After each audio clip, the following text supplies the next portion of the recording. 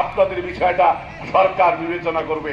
এইটুকু যদি সরকার বলে, সরকারের আর্থিক এমন কোনো ক্ষতি হবে না। তা আমি সরকারের সেই সমস্ত সংস্থাকে বলতে চাই, আপনারা রিপোর্ট পাঠান। ইতিমধ্যেই শিক্ষা উপদেষ্টা আপনি একটা দুর্নাম কুড়াইছেন যে আপনি শিক্ষক বান্ধব না।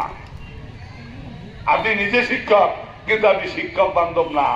এই দুর্নামটাও আপনার ঘোষা উচিত।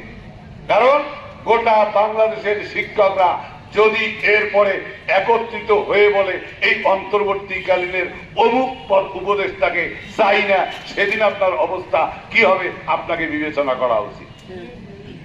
তাই আমি আজকে যারা এখানে উপস্থিত হয়েছে তাদেরকে ধন্যবাদ জানাই, আর যারা এসে চলে গেছেন তাদেরকে বলবো এই মানসিকতা পরিহার করেন।